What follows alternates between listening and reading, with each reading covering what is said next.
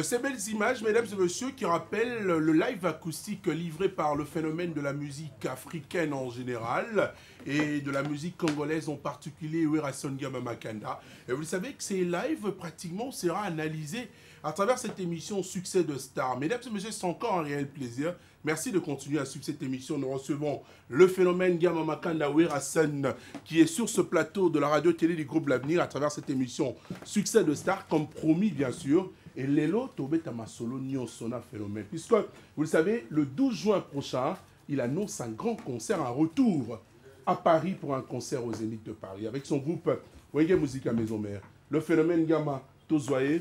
Et ça l'a bien, donc, pour notre plaisir, Nabino, à travers cette émission 2021 qui commence bien. Voilà donc l'entrée du phénomène Gama Makanda Werason. Phénomène. Merveilleux. Bonne santé. Ouais, merci, merci. Ouais, ça va. Santé normale. Non, carré de mon Ngalinga ni nguya kana sportivité nyonso. C'est normal de mon ngaka. Na ba gros cylindre le bioza look ya ba 2021. Au moins on mukala ti triple. Double X maza muta small. On y me coller au page dans pas comprendre les gens on les a. Donc c'est ça. Bienvenue sur le plateau à Succès des Stars. Merci à Ovan. Phénomène. D'abord, pour commencer, acoustique, live acoustique, ça va. C'est pelé non ma casse. Merci beaucoup. Aux zongi si biso na ba nzembo na kitoko beta.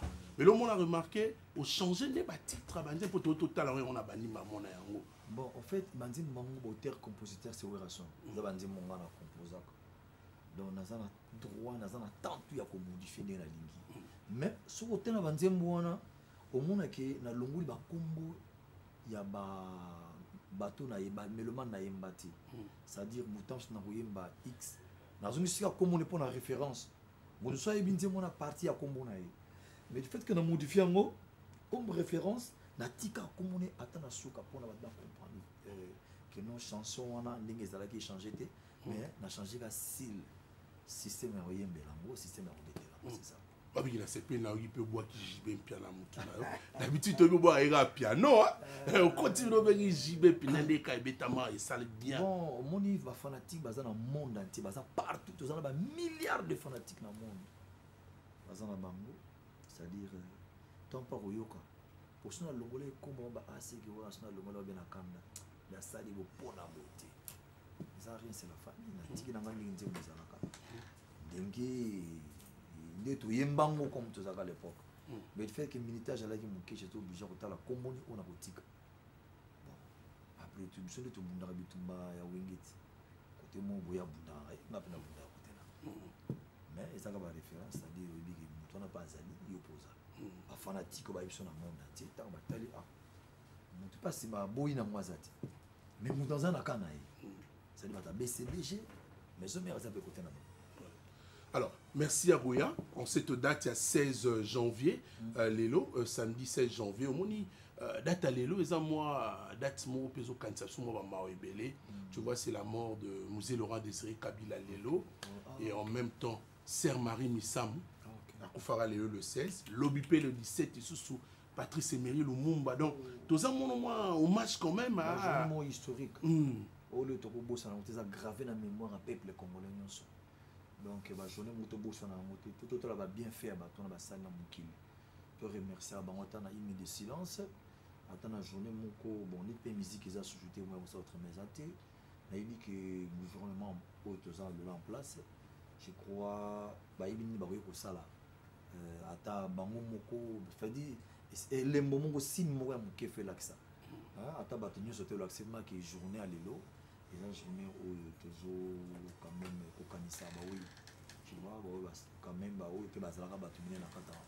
Dans le mot, quand je suis à la pétro, tu vois, c'est le sens quoi. Je suis artiste à côté de la biso. Sur moi, Babé qui joue dans le tout bête à moi guitare, tu vois, pour ça là. Voilà. C'est une façon également, Werason Gama Makanda, de rendre un vibrant hommage à tous les héros nationaux en citant Musée Laurent Désiré Kabila, Patrice Emery Lumumba aussi, une artiste musicienne. Marie Missamou, je rappelle aussi que sa fille sera donc en concert pour un plaisir, concert héritage, pour une façon de rendre un vibrant hommage à sa maman. En parlant de la fille de Marie Missamou, je pense aussi à la fille à Werason Gama Makanda. Ah! Oui, elle s'est inspirée car Fire. Oh. Moto, c'est le titre. Puisque c'est en anglais, Fire. Hein? Yeah. Phénomène. Otiki mwana sala ndule. Non, non, en fait. Parce que bino mo kale yaki pasi ba no tenter ba misi ba no na bino loko. Il faut comprendre ya biso ezaki nde mona bana te, s'il faut dire la vérité. Ya bana na biso eza ndenge mosusu. Gladi a ça la licence nazo jango bientôt la karaté. Au moins une école na bango na université en Amérique, c'est différent, c'est-à-dire l'air ba soit ba cours na bango, ba cours en musique eza. Ce que ceci c'est à l'air mon pratique, voilà. La musique na na ko s'exprimer na ko ça la geste en musique et moi na nga abete ka okara ko era ki na salle pour ba salle mo lokola ba palladium tu vois ba himba na bango il y a des instruments bika États-Unis Amérique on a ya tout moi na ma prof ya musique ali ki a eu oh glad you sing now ya tu vas tu mais pourquoi lingo yemba botabi non non non non mes parents Francis en a classe habité. On est l'accent au lobby, on a. Sing now. Donc, tu chantes maintenant. Tu chantes très bien. Ah, ok. Voilà, moi, c'est quoi Gladi, Abi, ba parent nanga ba kolingate. Professeur a ibisi, fona benga ba parent na.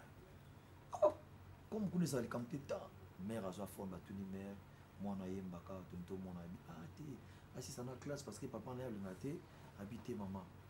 Au moni biso awa en États-Unis tolinga ko rater ba qualité ya bana te mwana musako zané comédien ça va comédie na bon mwana to ko ko zo te exploiter mais et ko empêcher te hein à continuer chemin na zo sala to boni mwana no azo yemba te peut ko découvrir na ba site internet na ba réseaux sociaux que papa n'est pas un grand artiste na mboka na bi et puis yemba papa na maïken mais non maman limsa biso chose aux charge à moi to tiki la bino to bossa na bi ceux qui va revenir bon un jour pour s'occuper mais l'école de CLGS pour les universités mais ce art de bimisa bata minene donc je te dis au compte de ma tête tout ça ba basketteur ba bima donc il y a pas de problème et ce que mère a dit maman ko boya monte de fait moi zo tanga ni ko ta problème te single to comment na ngona ba plateforme comment na ngo ya ba Amazon et ba CD Baby ba Vivo moi n'a pas ko ça le qu'on a a kana plateforme moko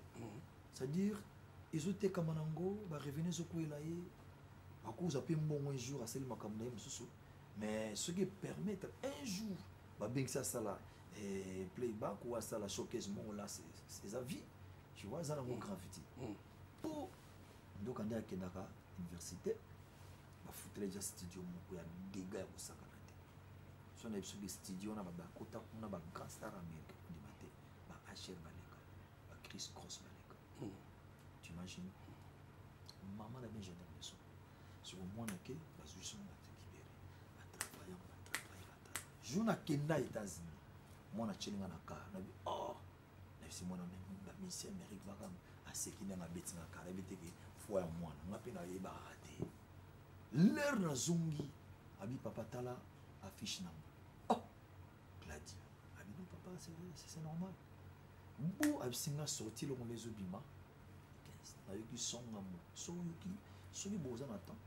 D'ailleurs, là, qui est on fire. Tu sens une musique mixée dans le style américain.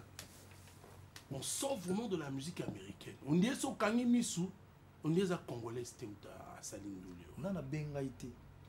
Bastar, mais pour nous participer, il y a une grande star. Non, non, non. Tikana nous mona ça la sentiment là. Tant que nous pour gêner, ambitionner nous c'est l'Amérique.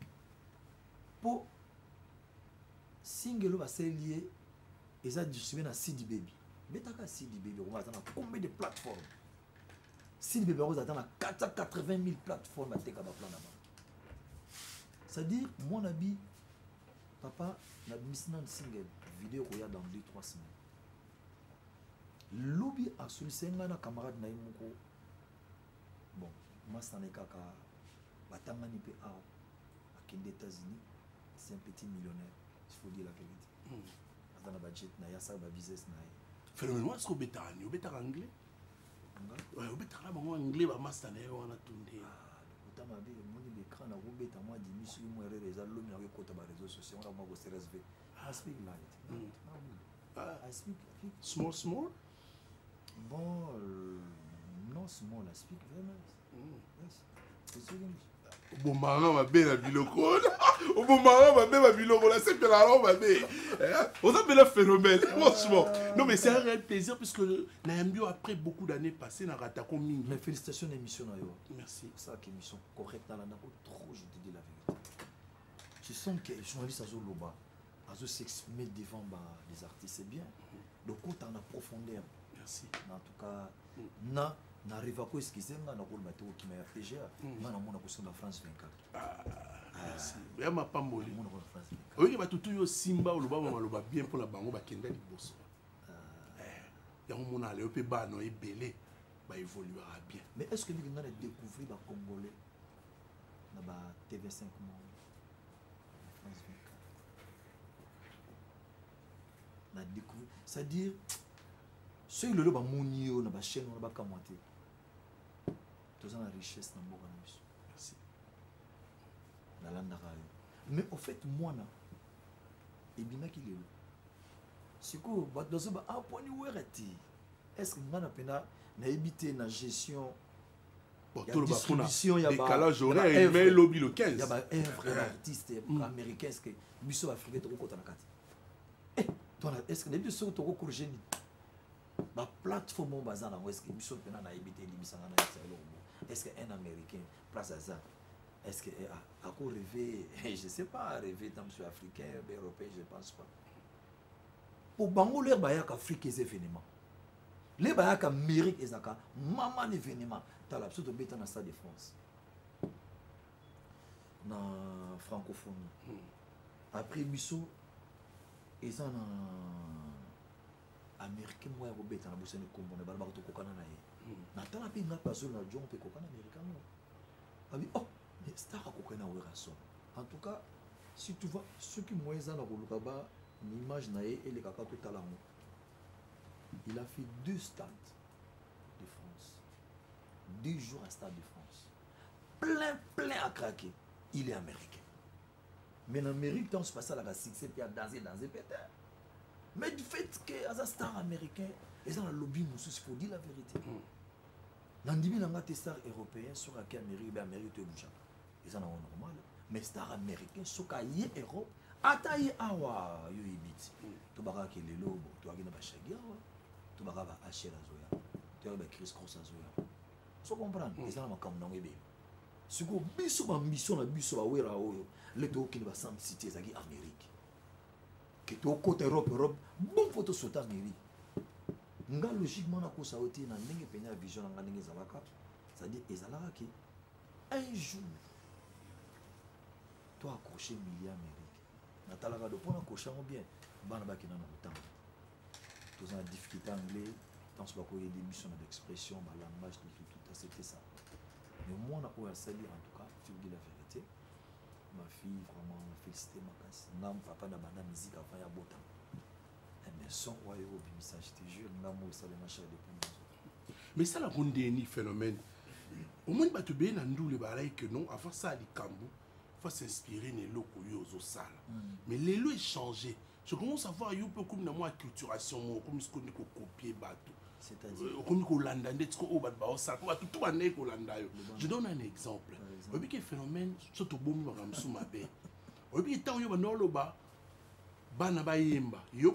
un tel, par exemple, traiter comme juger de tout que il y a un petit carabana, mais les lois tout comment tika ce bana il y a un tel.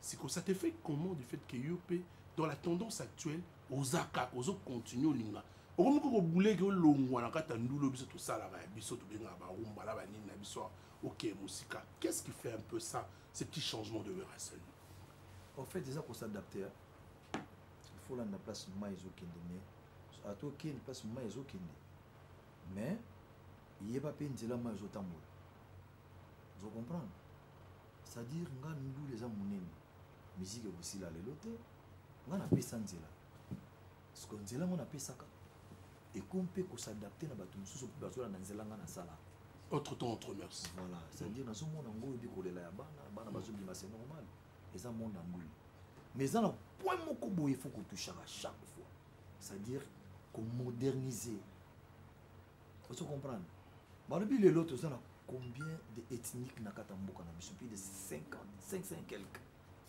Chaque tribu est dans le rythme, on va mettre la musique folklorique, ouais, biso wa mboka. Mais tu exploiter mon camp.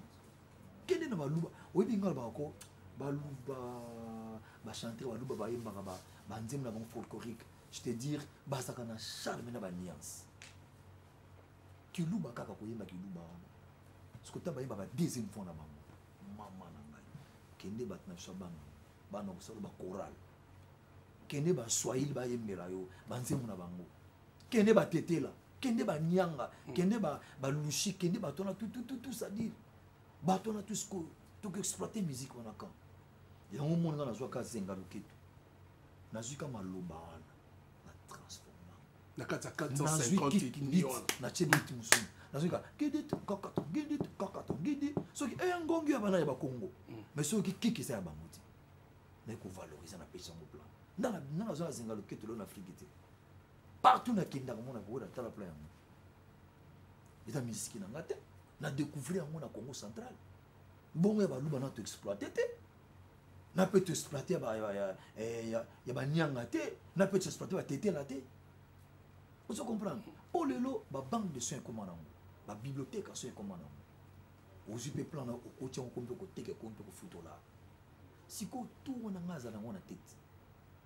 Comment toko bimisa sur musique na biso comment ça dit ekanga monde to moni que système urbain comme tu vois ya lingino ko beta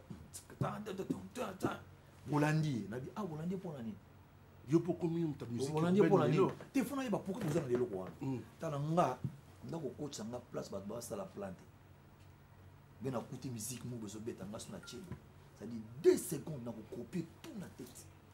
Et puis elle n'a pas copié ngo na luké na mo système ni na ko bimisa na ndenge mususu ngala ka mémoire na bi bon urbaine ça va na kota urbaine mais urbaine na wela mo temps na ilme lokole tas na libino mbunda banyanga tas de no siffler tout ting tong oh siffler où tu na urbaine on est ça wera mtaena ça dit on est découvrir urbaine on découvrir ngongi vous découvrez Kinshasa, vous découvrez l'homme de Missa Sikawana. Ça n'a pas copié tout, donc ça dit, et ça la copie moko, ça dit copie, comment je vais expliquer? Ça n'a pas copié moko, pas tout quoi. Conforme, mais au moins. On a rajouté, transformé. On a transformé, voilà. Qu'on transforme en gros, qu'on le glamo zéla mususu, mais on a copié et l'eau qu'on a ça là. Sur autant que vous découvrez, nous sommes 100 milliards de personnes. Vous découvrez le rythme moyen à Kataribène, c'est où elle sont. Pour je n'ai pas na bendi bino Shanghai. À la 15 là, mon chouchou. On a découvert, na découvrir la chose. Si on a découvrir, on a transformer ma maman. Pour la minute, tout ça place mon auto qui est. Et là, c'est ça. Il y a un générique dans les arts différents. Il y a du parking. Il y a du bloc à Benabi. Formidable à vie. Alerte! Mon chouchou. Fais! Oh, mes amis. C'est pour ça qu'on a besoin de découvrir. C'est ça où est la somme. C'est quoi phénomène? N'est-ce même abisson là? Na mon obim ça sous générique mon sous 2021. Mais comment on n'a pas pu évaluer d'abord bilan nayo? Comment tu peux évaluer où est Rasson en 2020? Le bilan était négatif ou positif? Il y a un mot que je change, c'est-à-dire sur lundi bah concert là. Tu as un confinement on habite qui à village Ntemba. Dans le moment où on a, c'est-à-dire où tu as une possibilité de te herbe ko déconfiné malamu na tché concert 50 100 20 et refoulaki sans compter na utaki Dubaï na utaki ba Oman hein Dubaï wana musique na chez a vraiment accepté facilement parce que mais tu as to le bela mingi hein ba riche ko beta la ba prêtre to le bela mingi to beta la ba prêtre na salon Congo to beta la ba prêtre na Kenya mais on a kina Dubaï pour la première fois au monde a battu ba fait ba na ba jet 45 personnes dans ba jet liban devant ba binilio ba bindi pe na pemene ba chèque pesa so comprendre message est ka véhiculé ka na lingala teme obombiamo na bona monoko ni ta lingala to yemba est facile. ta lingala za langue moto négligeant moto bon manier c'est-à-dire ba yebi na banzembo et puis bazo yemba banzembo moment on a tito kende ba Chintemba c'est-à-dire fait ma comme c'est comme correctité mais quand même tout ça sortirait quand même les tout ce qui en même temps l'habitude à s'exprimer à remettre à conseil il y avait des gens ma bien concert bien tout ultime voyage tout y tout préparé tout à 2021 et puis toi qui n'a confinement et ben qui gombé à zagi moyen où ça les a il y avait rien mais dans le moment là bah déconfiné tu remettre à concert alors oyo kende poto c'est quoi bah tu bien bon tout un phénomène à kende osani na poto mais après comme d'habitude un monsieur qui affronte les grandes salles mythiques d'habitude aux agents à bateau à Bangarate au signal au BTS soit des zéniths double dans 2 jours la zénith mais tout nous ramène encore cette fois-ci au zénith le 12 juin prochain phénomène aux Bangarate que bah reporter concert ouana dû à cette je dirais deuxième vague de la propagation du coronavirus et puis en plus de ça on a compté au bêta sous zénith yo so nyola so na ba salle faut qu'il y ait sous les colonnes na salle moi pourquoi avoir choisi ces mots encore une fois zénith bon et ça producteur c'est pas moi producteur n'explique qui a le non dans un programme monene pour na tout bandana na zénith moi na bois dans un producteur il est indien voilà yo même là so ba juif ba indien donc côté ça indien et puis dans la production on a bêti ça a bêti plus de 22 concerts il y a ceux qui sont là qui ont bêti ça whisky a bêti ça whisky il y a ceux qui ont bêti ça il y a muta foutu les billets d'avion tu n'as que logement makambu tout de la vendu on a ça dit 1 mois ça dit conférence de presse ça qui est a bio bêta concert na Zénith après Zénith programme monsieur Ezali de lobby de Covid ndenge libiso na mopepa mabe to yebiti ni toko sala bon nzambe mo ka yebi ndi otambisa mokili na ye na politique oya Covid to comprendre na monde te to tikana blague to yebiti ni nango fait to tia biso na Congo te dans la route en Europe papa tika ba kufi ah ndele ba kufi fort délai bazo continuer biso tam biso kanza menenga nga biso ba afrique ba noir tokola na bio donc c'est-à-dire okende boye mondongo zonga boye kende boye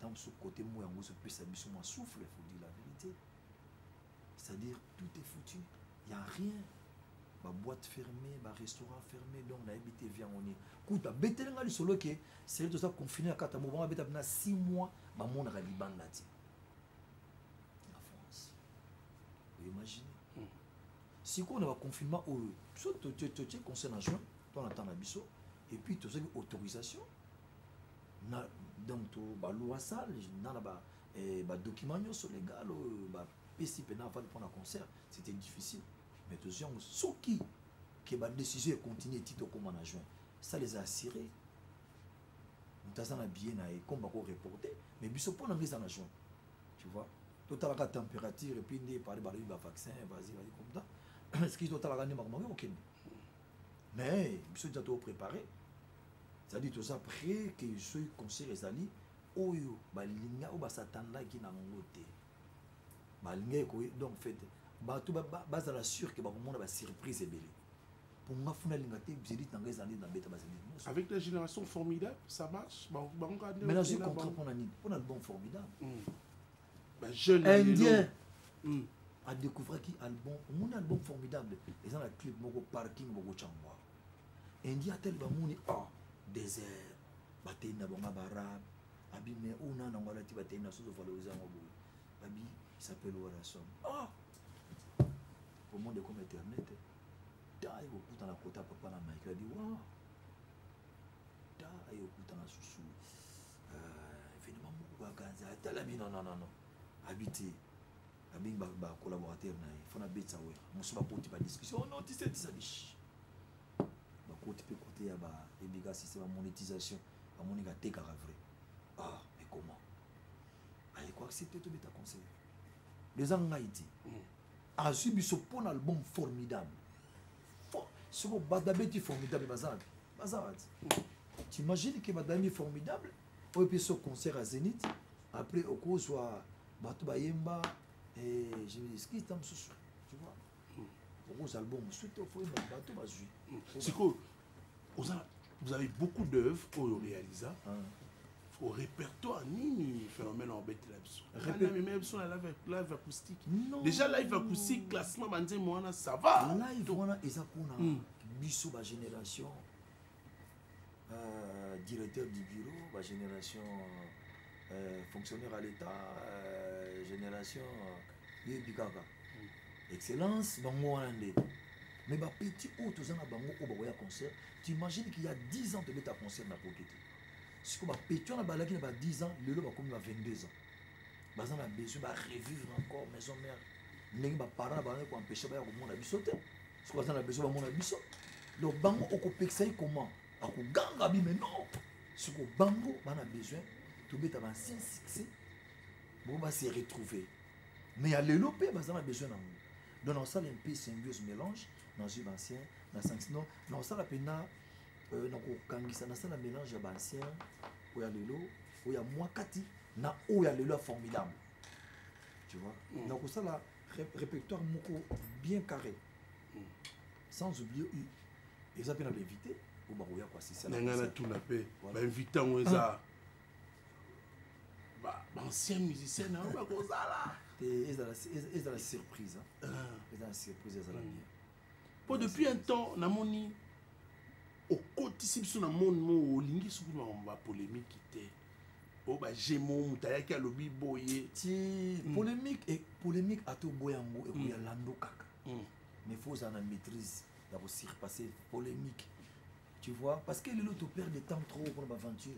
Il y a un artiste hier Zawana pour la yé alingane ka polémique à travailler raté pour na ya alimo distraire ba ninga na ye or ba étranger ba zo travailler ba nigérien ba ivoirien ba zo temps pena ko ça ba recherche ba son ba mi ba son mo ba pour na ba conquérir ba valoriser culture na ba boto la place biso mais chez biso non pour nga na banga ka nigérien mo côté ivoirien rien bon ivoirien ce sont nos frères ko banga ta so mo na ndema be ngam ta banque sanga na ndula je te dis la vérité Charles ta banque sanga te pour banka bunga na sala on a ça bangonde babanga kayo nga chela ngana nga zwanga chela ngana ye kende na biso na million ba yimi biso te pesa na kaka 5 jours cha biso mutamta dans la place na ye na zuka ba musicien au mboye na pesi ba mo plan de travail talobi leur moko to za fatigué pe leur moko oso mona ki loko pena ko sala ezati nga na sensation sur na télémi pour na sentir na moni ma que 100 000 personnes on la paix même qu'est-ce qu'on attend bon voilà na ni suko na exhibawa mute sepela so yo télémi boyenga na banga ba grimace na yo wala so yo télémi nga pour la télé mais sikoyo siko zo mona ki tu es devant 2000 personnes tu es devant 1000 personnes et pour na ngeza na mon Nintendo bien que on s'exprime na yo ko sala nyoso ça dit na kokota peni au delà ndenga na lingela kati tu vois eza ngo yango wana donc air ngai so na occasion wana 8000 personnes te faut mon ça so na ndaka la bino na uti ko mona Werason à live j'ai vu Werason à live c'est ça.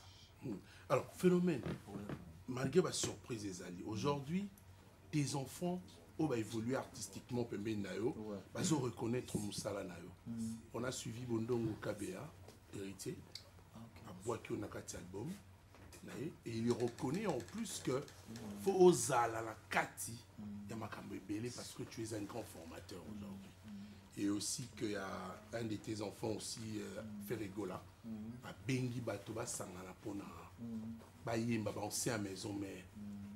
Ça te fait comment à l'heure où nous allons également pour le Zénith de Paris au Beng s'appelle Bango.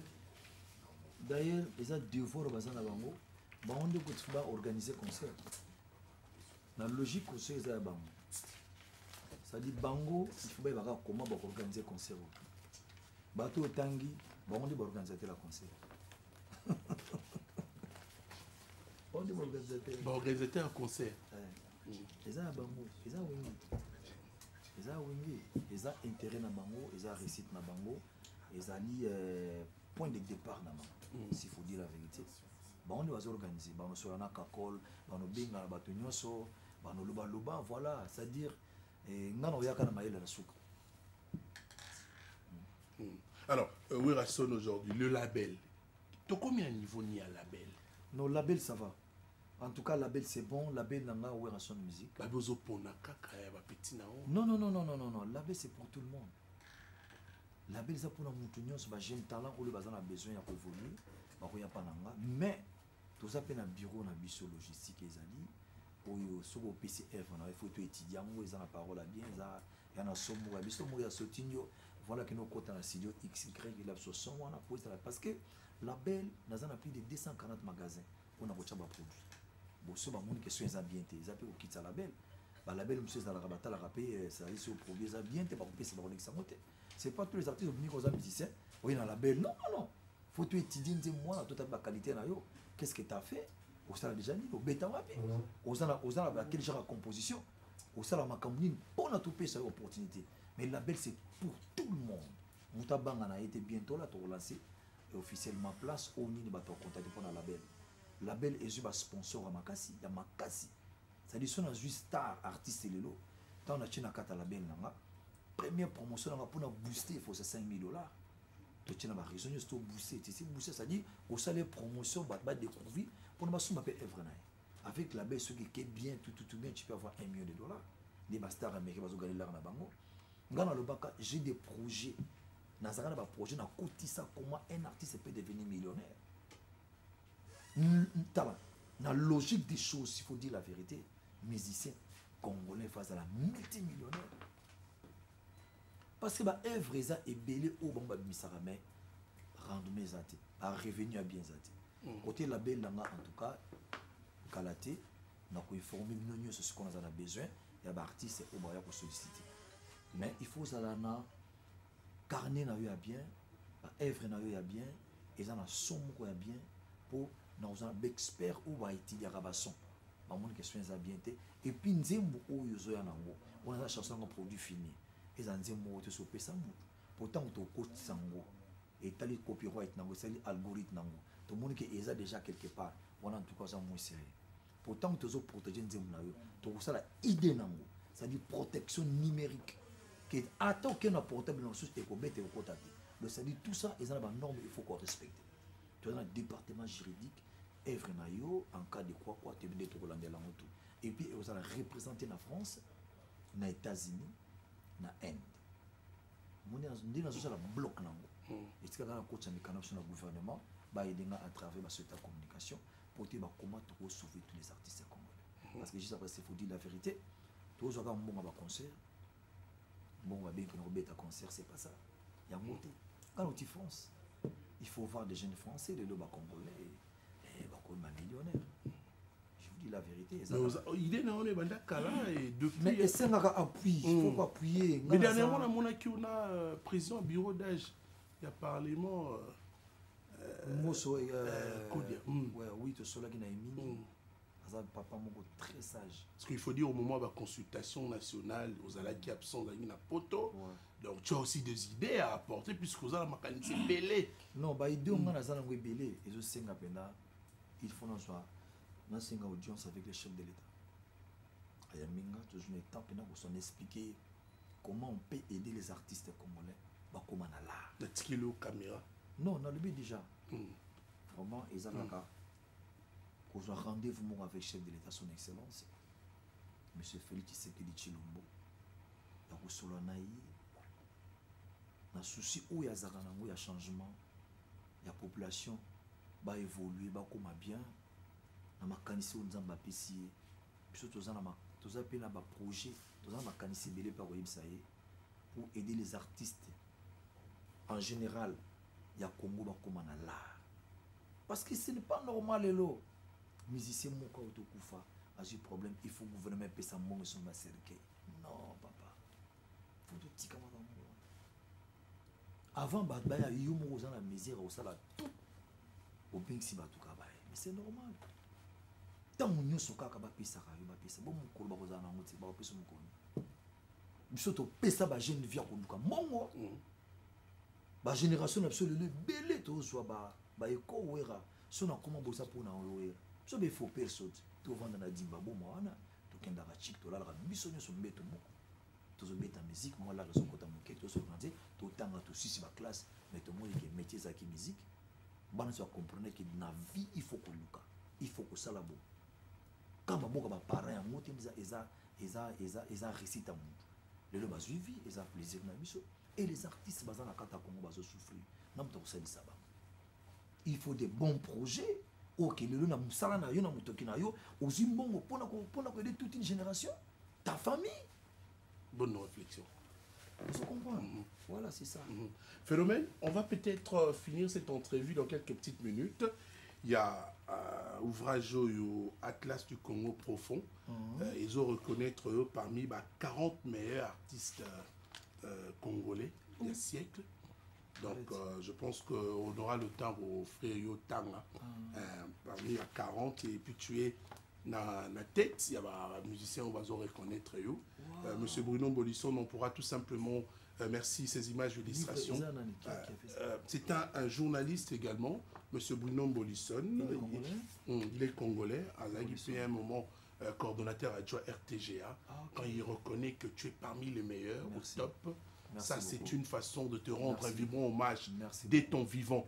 Potozela karake okufa poto kanisa oyo sala voilà ngana ko senga ka kelo moko na gouvernement na biso to moni lelo ba toujours construire, c'est-à-dire il y a des grands projets au lieu na mboka so to moni en face à Palais du Peuple, c'est comme si bazoko tonga ba salle et la culture, c'est-à-dire et ça, je crois.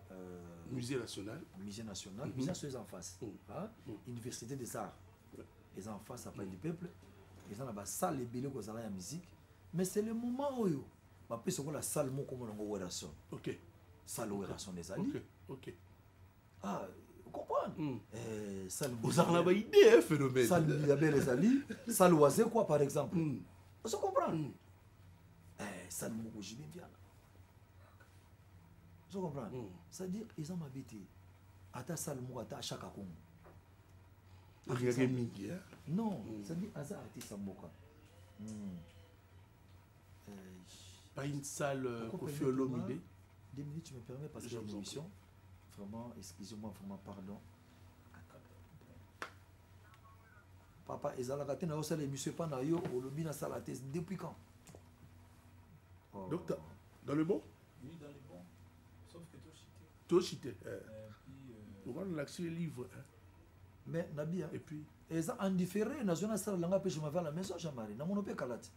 Naza awana RTG en face. Bon, Jamari nazo ko sala, je suis en face. Hein? Pour les galobi.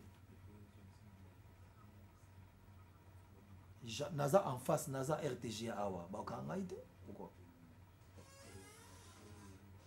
Ah, Naza. Aza gentil, Napsi petit, on a aucun détail sur la maquille, mais il n'est pas gentil, c'est petit. Bon, ça va.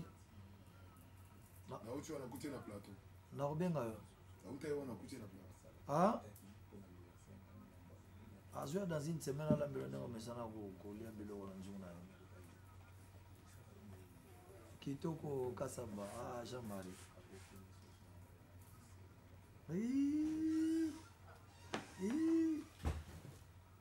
Ah, Kasama. Bon, Jean-Marie, on a libéré Bato, on a rappelé pardon. Voilà, le ministère a l'air ni lobby. Merci beaucoup, Jean-Marie, en tout cas, merci. Ok. Ah, pardon. Papa. Oui, Biki. Tant que ça soit bien, on peut que ça l'émission. Ah, donc, continuez, pardon. 5 minutes. 5 minutes, bon, Kangabiso. Et Makambu, vous voyez qui hérité au Kataki. Hérité. C'était quoi?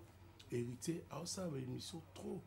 À ce commissaire, et puis, à où tu vas tweeter, le 25 décembre, anniversaire. Tout le monde à côté. Oui, dans ma salle. Mais ça va comme dans la salle.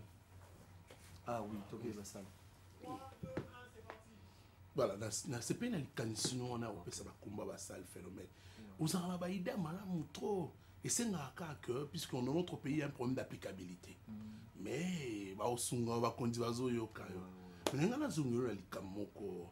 Le 25 décembre, il y a un anniversaire na on vous a vu na Fabregas, moi nayo, mais parmi tes enfants héritier Watanabe na yo le 25 ans à Tutaki sur yo. Alors, s'il y a un formateur au Congo, le seul formateur est Zayo. Nettoyer la guillot, pas poser na moi, kanda moi na yo. Et que moi, non, le bamakamba bon. Baba qui phénomène à Sidiki la wata. Parce qu'à Pexaga, ya boyara, le mouvement, tout ça. Mais est-ce que ça la condamné? Et puis à part ça aussi, il y a Céléo qui est éprouvé, à zapper l'air. On fait la guitare d'ailleurs. Quand? Mikolo azaraki Mikolo Bajuro. Mabita. Ayaki pour atikenga na Paris. Azaraki na kuna studio. Ah ok. Mais en même temps il est éprouvé. Non, akotana na studio. En tout cas na sepelagi. Na studio mon encourager na. A bien so voyager banda na yena na monité ya pas en tout cas ba na présenter ba condoléances na cellule. Bon. Tout ça bien mes atis. Asi ata na l'occasion mususu. Voilà, dépose dans le studio, bonne chance, c'est le cas bien. Héritier, album Nayo, qui ont déjà? Bon, en tout cas, album Héritier, dans le bac une émission, moi, je m'excuse, dans le bac Héritier, banni les six, c'est les six. Oh, voilà, vous avez le beauté par la maman. C'est-à-dire, c'est pour la première fois, nous avons mis album, dans les bimités, pas pirater, mais aussi la succès. Et là, ils ont un bon départ. Un bon départ dans l'artiste parce que Missenyo sauté pour nous appeler le Betty Pesali bah qui a musu peso mo za danser voilà mais ce va s'intéresser dans moi quelque part c'est le mot est bien akati voilà ils ont que comportement za gina mo fatika la nambo et puis face à la promotion ba région ba plateforme ebele pour ça l'album tam su nzembo ya rulinga tam su fanatika rulinga mususu ko ya zulingati tu vois album ya ba caprice ebele ngana chaka na nga na chaka nande mnande minaku balinga bango zinga luketo so bande musique là engam na nande balinga bango zinga luketo tu comprends il y a un donc en général na PC bonne chance à qu'il est bien à continuer ma caminer tout bien à ibara qui voilà tant nous soit les qui mais il y a tant ce qu'il faut pour ça nous sérieux c'est ça. OK. Ça, c'est un conseil de sage. Hein? On va quand même finir cette émission tout en saluant Ladi Mabila Sarkozy, qui est en train de suivre cette émission, qui apprécie le phénomène Gamamakanda Werason. Et on va saluer Kitata de Bundes, Espoir Asuka. On a tellement beaucoup de gens à saluer. Et nous profitons de l'occasion pour dire un message à Fallon Chirlène Elonga depuis la France, phénomène Gamayeyo, le président Samy, le député mais on a fait ça de la part de le CG Katakata qui salue le 2G Lucien Ekofo, l'homme intègre. On n'oublie pas de saluer Emmanuel Mokoli, le fils de l'homme, et Maître Firmen Fungi, et de la part de le CG Katakata que je salue. Alors Phénomène, nous arrivons à la fin de cette émission. Peut-être un dernier mot pour la Lélo, nous avons la question beaucoup. Peut-être Bambo qui est là. Ah ok. Bon, rapidement, on a commencé à saluer bateau bazar so proche. D'abord, on a bandana, on a bengi et endroit. C'est-à-dire bateau pena ba ibi wingi makasi. On a salué Eddie Murphy. Voilà, on a beau sanité Pati Bilolo. Pati Bilolo, voilà. Maître Kazi. Puis c'est Bambo te makasi. Serge Palmier, tout beau santé. Gérard Ngunze. Sans oublier Mike Makema. Boss Théo Zambrota. Boss Théo Zambrota, toujours force.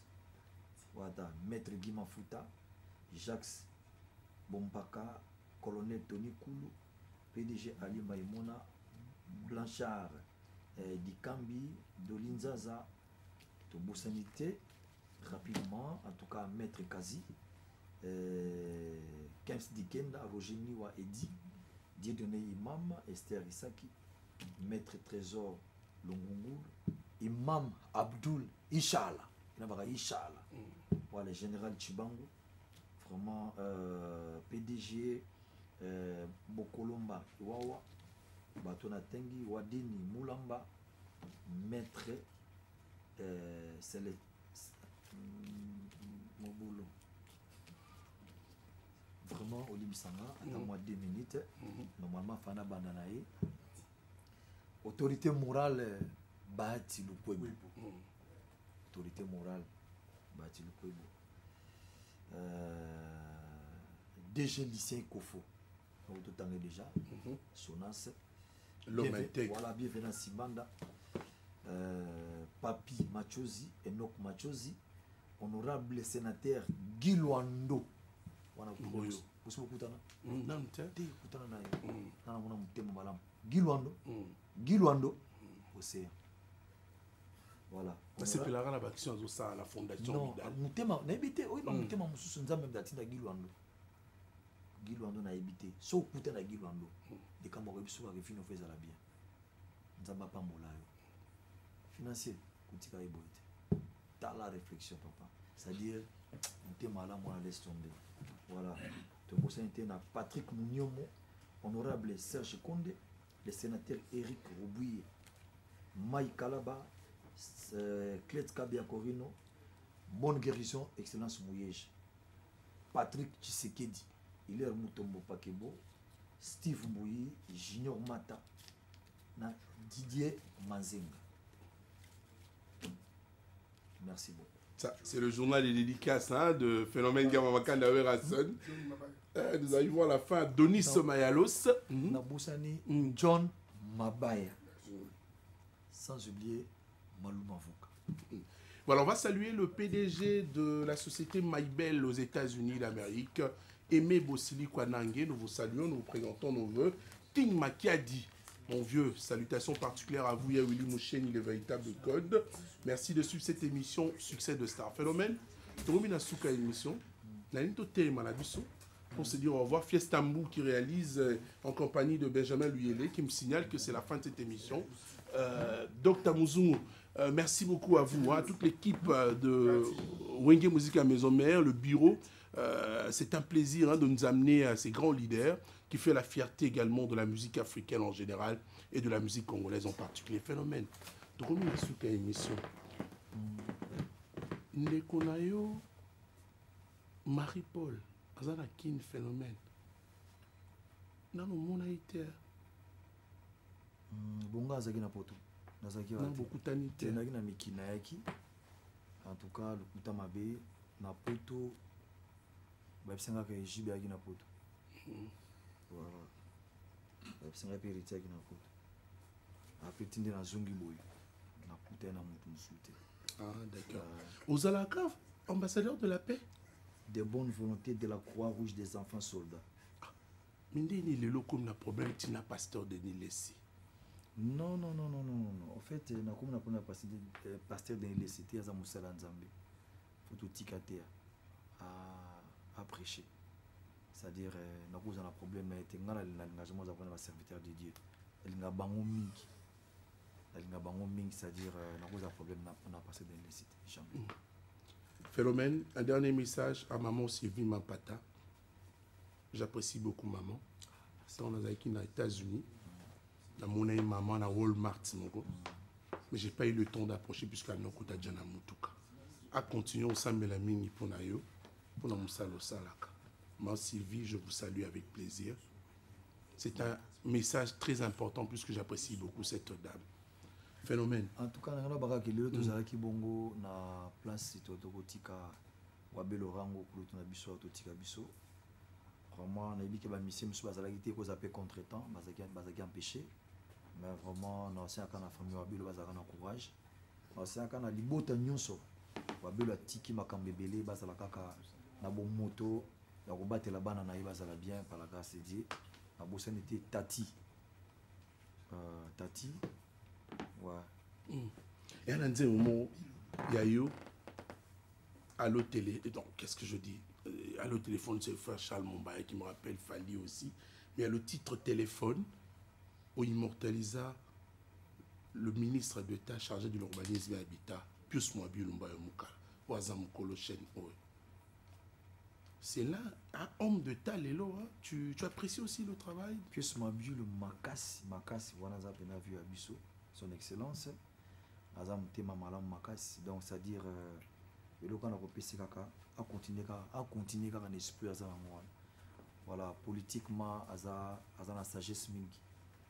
Voilà, c'est-à-dire quand on a félicité qu'à courage la news sur ça là. Et puis nous avons battu la société chaîne RTGA tout milliard. Puis ça on a besoin d'ailleurs comme on est facile. C'est ça. Gloire Kazadi, merci également d'être là pour manipuler phénomène. Natike Lioyondo comme journaliste, ça a des annonces à émission dans Maï. Émission comme Nasuka. Parce que Lioné Natike Liosco plateau, ça a des annonces à émission. Attends anglais, na langue nyoso yolingi, ça la bien. Là-bas, la nyoso maison, mais Hollande, on a minute.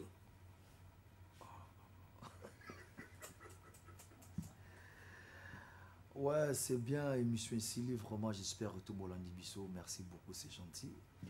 Vous êtes toujours fidèle là-bas, émission a bien beau, un baba artiste, vous avez pu savoir nos valeurs péculaires, merci beaucoup, à la prochaine. Merci, Shungolo Mamili Somoko.